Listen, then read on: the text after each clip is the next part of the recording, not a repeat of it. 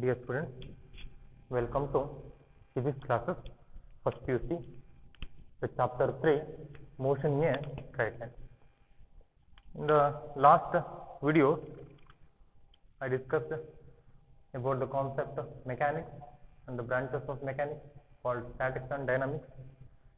And in the dynamics, we again classified into kinetics and kinematics.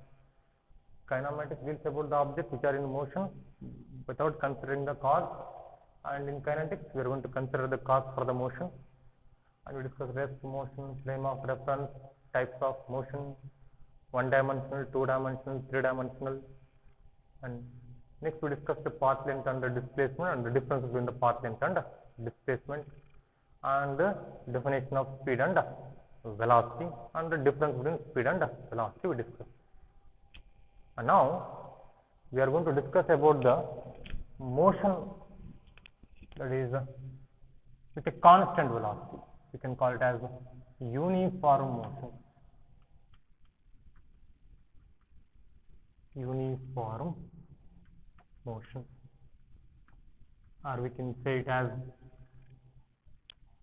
the object which is moving with constant velocity is called as uniform velocity. Uniform velocity. What is meant by uniform motion and what is meant by uniform velocity? One and the same.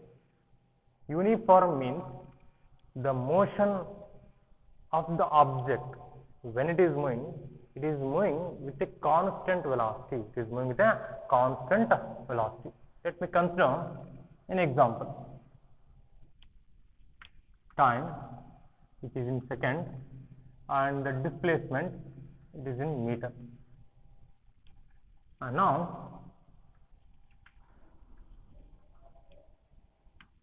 when time t is equal to 0, displacement is 0. When you observe the table, you have to imagine a frame of reference. Is origin O. So time 0 iddaga x 0 ide illide object. When time is 1 second, the object comes to 2.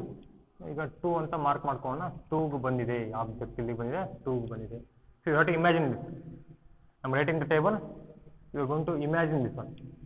Next 1 2 second ಇದ್ದಾಗ 4, 3 second ಇದ್ದಾಗ distance or the displacement it is 6. ಅದೇ ತರ 4 second ಇದೆ, displacement 8. So that is in terms of meter. If you observe that the object is covering equal distances in equal time interval, it means here time interval ನೋಡಿ 0 ಇಂದ 1 ಗೆ ಬಂದಿದೆ ಅಂದ್ರೆ 1 ಅಲ್ಲಿ 0 ಕಳೆದ್ರೆ ಟೈಮ್ ಇಂಟರ್ವಲ್ ಎಷ್ಟು 1 ಸೆಕೆಂಡ್.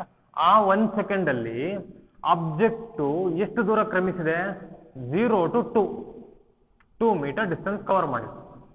2 ಮೀಟರ್ ಡಿಸ್ಟೆನ್ಸ್ ಅನ್ನು cover ಮಾಡಿದೆ. ನೆಕ್ಸ್ಟ್ ಟೈಮ್ ಇಂಟರ್ವಲ್ ಅಲ್ಲಿ 1 to 2 ಟೈಮ್ ಎಷ್ಟು 2 ಇಂದ 1 ಗೆ ಬಂದಿದೆ, ಅದು 1 ಇಂದ 2 ಗೆ ಬಂದಿದೆ ಅಂದ್ರೆ ಎಷ್ಟು ಟೈಮ್ ಆಯ್ತು 1 ಸೆಕೆಂಡ್. 2 ನಲ್ಲಿ 1 ಆದ್ರೆ 1.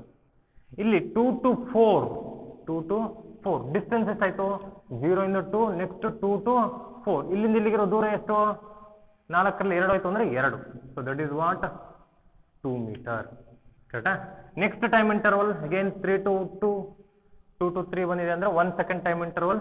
ಇಲ್ಲಿ ಡಿಸ್ಟೆನ್ಸ್ 6 ಅಲ್ಲಿ 4 ಹೋಯ್ತು ಅಂದ್ರೆ 2 ಮೀಟರ್ ಅಲ್ವಾ?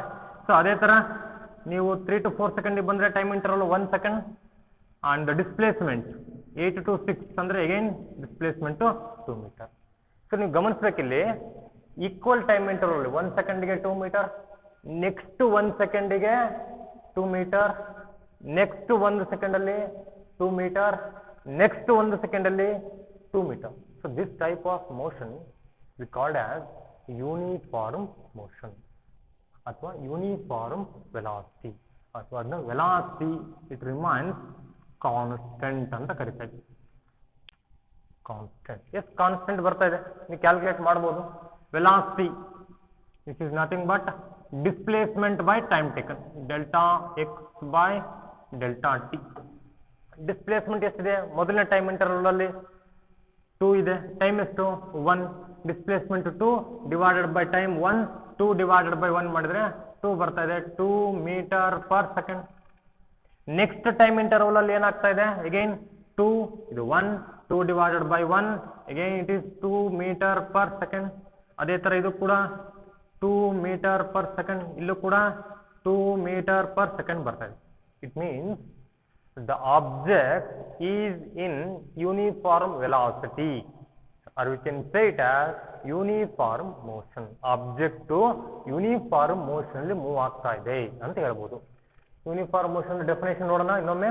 the object, if the object covers equal distances, it is covering equal distances in equal time interval, 1 second, 1 second, 1 second, 1 second, equal time interval, that we called as uniform motion or uniform velocity.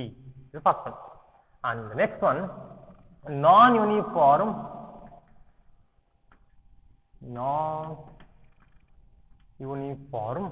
motion or non-uniform velocity. Non-uniform means changing. Velocity is changing. Velocity change ಆಗಬೇಕು ಅಂದ್ರೆ the object is covering different distances in equal interval of time. ಹಾಗೆ continue ಮಾಡೋಣ ಇದೆ example ನ. Next 4 to 5 second ಬಂದಿದೆ. Time interval ಎಷ್ಟು, 1 second. 1 second.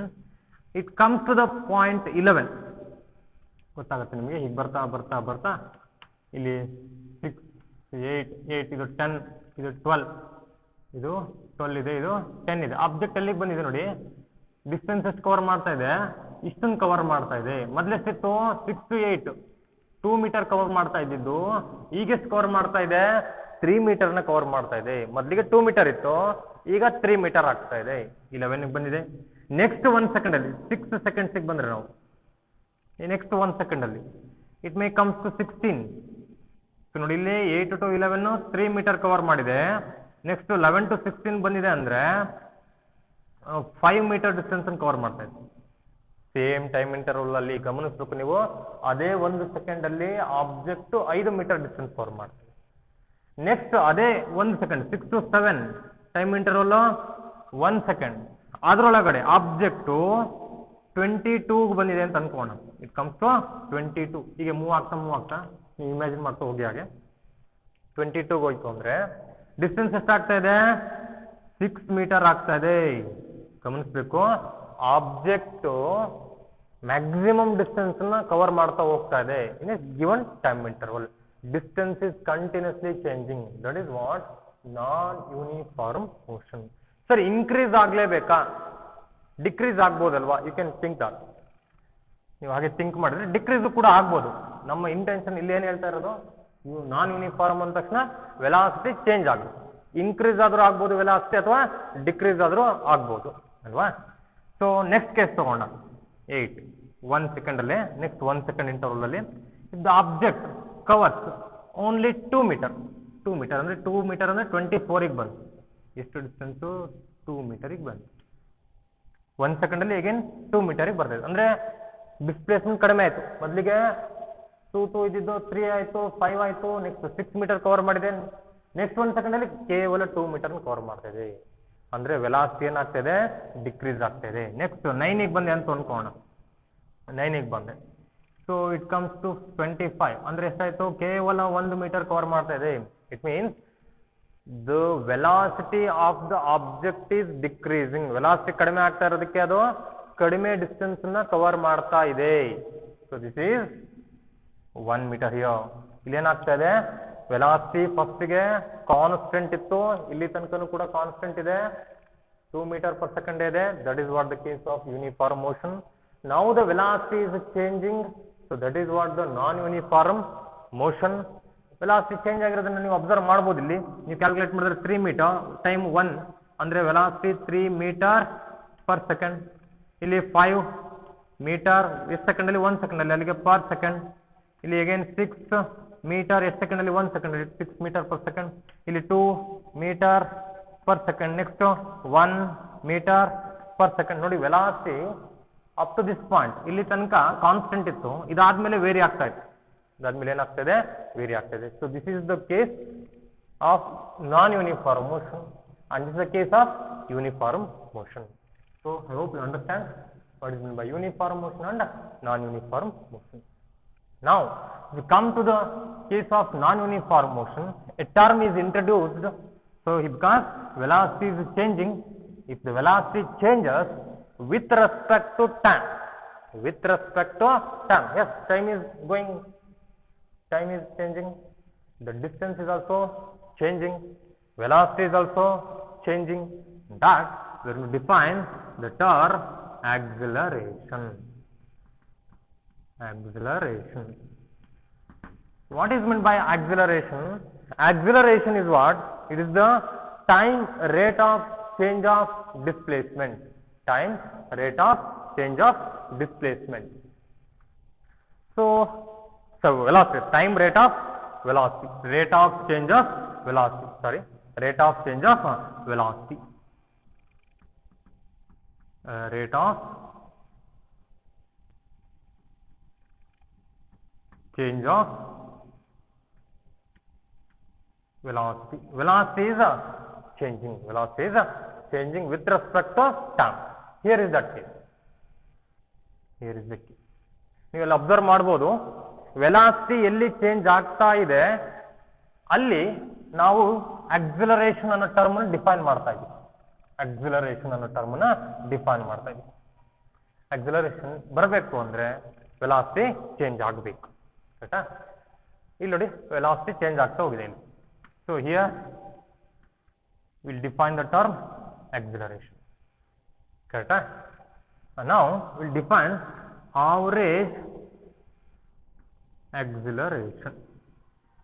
average acceleration. Denoted by the symbol a bar. So it can be mathematically written as, or we can define it as, change in the velocity v2 minus v1 divided by time interval t2 minus t1, or we can say it as delta v by delta t. So here we can write the unit also here. For velocity the unit is meter per second. For time it is second. It comes to second, goes to numerator, it becomes minus 1 minus 2 meter per second square. This is what the SI unit of acceleration. So now what is meant by the acceleration? We can mean that here. ಇಲ್ಲಿ ನೋಡಿ ಸ್ವಲ್ಪ ಗಮನಿಸಿದ್ರೆ ಗೊತ್ತಾಗುತ್ತೆ. ನೋಡಿ velocity same ಇದೆ, 2 metre per second, 2 metre per second. ಇದನ್ನ ನೀವು v1 ಇದನ್ನ v2 ಅಂತ ಕನ್ಸಿಡರ್ ಮಾಡಿದ್ರೆ v2 2 ಇದೆ, v1 2 ಇದೆ, 2 ನಲ್ಲಿ 2 ಕಳೆದ್ರೆ 2 minus 2 ಕಳೆದ್ರೆ ಚೇಂಜ್ ಇನ್ ದ ವೆಲಾಸಿಟಿ 0 ಬರ್ತಾ ಇದೆ. ವೆಲಾಸಿಟಿ ಚೇಂಜ್ ಆಗ್ತಾ ಇಲ್ಲ ಅಂದ್ರೆ ನ್ಯೂಮರೇಟರ್ 0 ಆಯ್ತು, ನ್ಯೂಮರೇಟರ್ 0 ಆಯ್ತು ಅಂದ್ರೆ ಏನಾಗುತ್ತೆ? a becomes 0. In these cases, ಈ 4 ಕೇಸಸ್ಗಳಲ್ಲಿ ನೀವು ತಗೊಂಡ್ರೆ a becomes 0. ಏನಾಗ್ತಾ ಇದೆ? 0 ಆಗ್ತಾ ಇದೆ. ಅಂದ್ರೆ ಯೂನಿಫಾರ್ಮ್ ಮೋಷನ್ನಿಗೆ ಆಕ್ಸಿಲರೇಷನ್ 0 ಆಗತ್ತೆ, ಗೊತ್ತಿರಬೇಕು. ನಾನ್ ಯೂನಿಫಾರ್ಮ್ ಮೋಷನ್ ಅಲ್ಲಿ ಇಲ್ಲಿ ನೋಡಿ, ಇಲ್ಲಿಂದನೇ ತಗೊಬಹುದು ನೀವು. 2 ಇದ್ದಿದ್ದು 3 ಆಯ್ತು, 2 ಇದ್ದಿದ್ದು ಏನಾಗಿದೆ? 3 ಆಗಿದೆ. ವೆಲಾಸಿಟಿ ಚೇಂಜ್ ಆಯ್ತು. ಇದನ್ನ v2 ಅಂತ ತಗೊಳ್ಳಿ, ಇದನ್ನ v1 ಅಂತ ತಗೊಳ್ಳಿ. ಫಾರ್ಮುಲಾ ಏನ್ ಹೇಳಿದರೆ? v2 minus v1. v2 ಎಷ್ಟು? 3, v1 2. ಟೈಮ್ ಇಂಟರ್ವಲ್ ನೋಡಿ, ಟೈಮ್ ಎಷ್ಟು? ಕರೆಸ್ಪಾಂಡಿಂಗ್ ಟೈಮ್ 5 4 ಅಂತ ತಗೊಂಡ್ರೆ 5 minus 4 ಡಿನಾಮಿನೇಟರ್ಲಿ 1, 3ರಲ್ಲಿ 2 ಹೋದ್ರೆ 1. ಅಲ್ಲಿಗೆ ಆಕ್ಸಿಲರೇಷನ್ ಎಷ್ಟು? 1 metre per second square.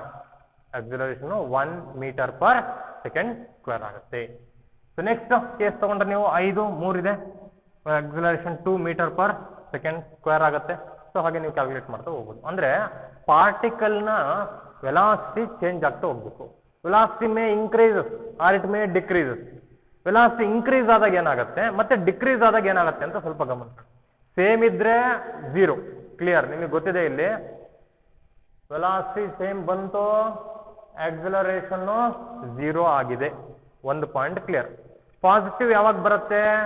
Velocity increase ಆದಾಗ ಬರುತ್ತೆ. ನೋಡಿ ಇಲ್ಲಿ ಕ್ಯಾಲ್ಕುಲೇಟ್ ಮಾಡಿದ್ವಿ ನಾವು. 2 ಇದ್ದಿದ್ದು 3 ಆಯ್ತು. ಏನ್ ನೋಡಿ 1 ಮೀಟರ್ ಪರ್ ಸೆಕೆಂಡ್ ಪ್ಲಸ್ 1, ಅದು ಏನದು? ಪ್ಲಸ್ 1. ನೀವು ಅದೇ ತರ 3 to 5 ಕ್ಯಾಲ್ಕುಲೇಟ್ ಮಾಡಿದ್ರೆ a value 2 metre per second square ಬರುತ್ತೆ.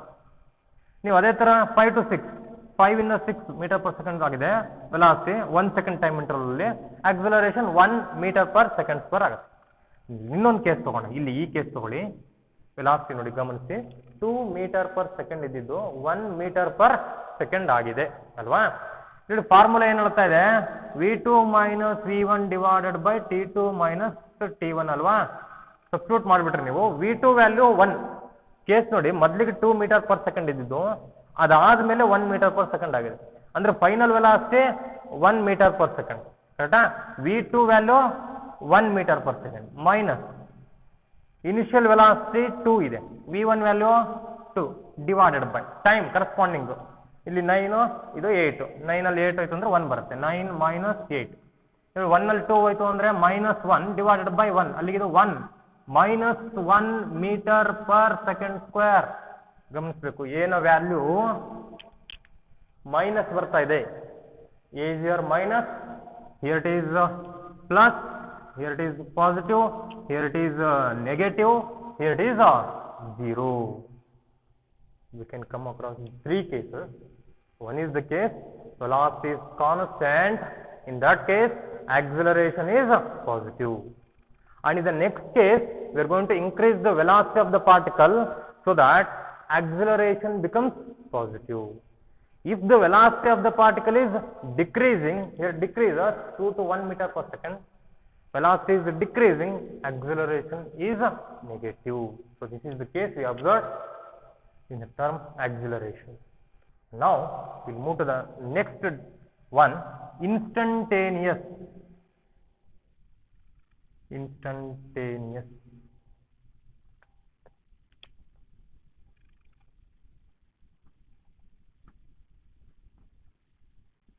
Instantaneous acceleration. So simply it is denoted by, it is a very simple definition. If you know the average acceleration, just apply the limit. ಎಂತ sir limit? Limit apply ಮಾಡಬೇಕು. ಏನು, ಯಾವುದಕ್ಕೆ limit sir? ಟೈಮಿಗೆ limit apply ಮಾಡಬೇಕು. So we have gone to apply, so time ತುಂಬಾ ಕಡಿಮೆ ಇರಬೇಕು ಅಂತ ಹೇಳ್ತಾರೆ, ಟೈಮ್ ವ್ಯಾಲ್ಯೂ ತುಂಬಾ ಕಡಿಮೆ ಇರಬೇಕು. ಲಿಮಿಟ್ ಆಫ್, ಯಾವುದಕ್ಕೆ ಲಿಮಿಟ್ ಅಪ್ಲೈ ಮಾಡ್ತೀವಿ? Average acceleration. Average acceleration is represented by delta v by delta t. Delta v by delta t. For that, condition ಏನಿದೆ? Delta t tends to 0. Delta t tends to 0. Delta t ನ value ತುಂಬಾ ಕಡಿಮೆ ಇರಬೇಕು. ಇಲ್ಲಿ delta T ಎಷ್ಟು ಬಂತು? 1 second ಬಂದಿದೆ. ಒಂದರಲ್ಲಿ 0 ಹೋದ್ರೆ 1, ಎರಡರಲ್ಲಿ 1 ಹೋದ್ರೆ 1 ಅಲ್ವಾ, 1 ಸೆಕೆಂಡ್ ಬಂದಿದೆ ಡೆಲ್ಟಾ ಟಿ ನ ವ್ಯಾಲ್ಯೂ, ಕರೆಕ್ಟಾ? ಇಲ್ಲಿ ಅವ್ರ ಕಂಡೀಷನ್ ಹೇಳ್ತಿರೋದು ಡೆಲ್ಟಾ ಟಿ ಟೆನ್ಸ್ ಟು 0 ಅಂದ್ರೆ ತುಂಬಾ ಕಡಿಮೆ ಇರಬೇಕು, 1 ಗಿಂತ ಕಡಿಮೆ ಇರಬೇಕು. 0.5 ಬರ್ಬೋದು, ಅರ್ಧ ಸೆಕೆಂಡ್ ಬರ್ಬೋದು, ಅಥವಾ ಮಿಲಿ ಸೆಕೆಂಡ್ ಬರ್ಬೋದು, ಅಥವಾ ಮೈಕ್ರೋ ಸೆಕೆಂಡ್ ಬರ್ಬೋದು. ಅದ್ರ ತುಂಬಾ ವ್ಯಾಲ್ಯೂ ಕಡಿಮೆ ಇರಬೇಕು ಅಂತ ಹೇಳ್ತಾರೆ. ಸೊ ಅಷ್ಟು ಲಿಮಿಟ್ ಅಪ್ಲೈ ಮಾಡಿದ್ರೆ it will become instantaneous acceleration. ಇನ್ನು ಸಿಂಪಲ್ ಆಗಿ ಹೇಳೋದಾದ್ರೆ acceleration at given instant. So ನಿಮ್ಗೆ ಯಾವ ಟೈಮಲ್ಲಿ ಬೇಕು, ಫಾರ್ ಎಕ್ಸಾಂಪಲ್ 2 ಇಂದ 3 ಸೆಕೆಂಡ್ ಜಂಪ್ ಆಗ್ಬಿಟ್ಟಿದ್ದೀವಿ ನಾವು ಇಲ್ಲಿ, ನನಗೆ 2.001 ಸೆಕೆಂಡ್ ಅಲ್ಲಿ ಬೇಕು, ಅಥವಾ ನನಗೆ ಎಕ್ಸಾಕ್ಟ್ 2 ಸೆಕೆಂಡ್ ಅಲ್ಲಿ ಆಕ್ಸಿಲರೇಷನ್ ಎಷ್ಟಿದೆ ಅಂತ ಬೇಕು. ಸೊ ಅದನ್ನ ಇನ್ಸ್ಟಂಟೇನಿಯಸ್ ಆಕ್ಸಿಲರೇಷನ್ ಕೊಡ್ತಾ ಇದೆ, ಕರೆಕ್ಟಾ? ನಾವಿಲ್ಲೆಲ್ಲ ಕ್ಯಾಲ್ಕುಲೇಟ್ ಮಾಡಿದ್ದು 3 ಇಂದ 4ಗೆ ಹೋಗ್ಬೇಕಾದ್ರೆ ಆಕ್ಸಿಲರೇಷನ್ ಎಷ್ಟು, 4 ಇಂದ 5ಗೆ ಹೋಗ್ಬೇಕಾದ್ರೆ ಆಕ್ಸಿಲರೇಷನ್ ಎಷ್ಟು, ಆ ತರ ಕ್ಯಾಲ್ಕುಲೇಟ್ ಮಾಡ್ತಾ ಬಂದು ಯಾವ್ದ್ರಲ್ಲಿ? ಅವರೇಜ್ ಆಕ್ಸಿಲರೇಷನ್ ಅಲ್ಲಿ. ಈಗ ಹೇಳ್ತಾ ಇರೋದು ನಾವು ಇನ್ಸ್ಟಂಟೇನಿಯಸ್ ಆಕ್ಸಿಲರೇಷನ್ ಅಂದ್ರೆ ಜಸ್ಟ್ ನನಗೆ ಸರ್ 2 ಸೆಕೆಂಡ್ ಅಲ್ಲೇ ಬೇಕು ಸರ್, 2 ಇಂದ 3ಗೆ ಹೋಗ್ಬೇಕಾರಲ್ಲ, ನನಗೆ ಬೇಕಾಗಿರೋದು ಜಸ್ಟ್ 2 ಸೆಕೆಂಡ್ ಅಲ್ಲಿ ಆಕ್ಸಿಲರೇಷನ್ ಎಷ್ಟಿದೆ ಅಂತ ಬೇಕು. So that is given by instantaneous acceleration. Acceleration is a given instant, or we can simply define it as rate of change of velocity, or we can define it as limit of average acceleration as delta t tends to 0 or infinitesimally very small ಅಂತ ಹೇಳ್ಬೋದು. ಅಥವಾ ಇದನ್ನು simple ಆಗಿ ನೀವು mathematically represent ಮಾಡೋದಾದ್ರೆ very simple, dv by dt. ಸುಮ್ಮನೆ ಆಗಲೆಲ್ಲ limit ಅಂತೆ, delta V by delta T tends to 0. So ಇಷ್ಟು ಲೆಂತ್ ಬರೆಯೋಕ್ಕಾಗಲ್ಲ ಅಂದ್ರೆ ನಾವು ಸಿಂಪಲ್ ಆಗಿ ಇದನ್ನ D V by D T ಅಂತ ಬರೀಬೋದು. Delta V by delta T ಬರೆದ್ರೆ ಅದು ಅವರೇಜ್ ಆಗ್ಬಿಡುತ್ತೆ, D V by D T ಬರೆದ್ರೆ instantaneous ಆಗುತ್ತೆ. dv is very small and delta t is also very small value. So this is about instantaneous acceleration. So we discussed uniform motion or non-uniform velocity. Next is non-uniform velocity or non-uniform motion. Next is acceleration, average acceleration, instantaneous acceleration. I hope you understand this mathematics, a very simple mathematics. So ನೀವು ಒಂದಲ್ಲ ಎರಡು ಸತಿ ನೋಡಿದ್ರೆ clear ಆಗ್ತಾ ಹೋಗುತ್ತೆ. Okay, thank you.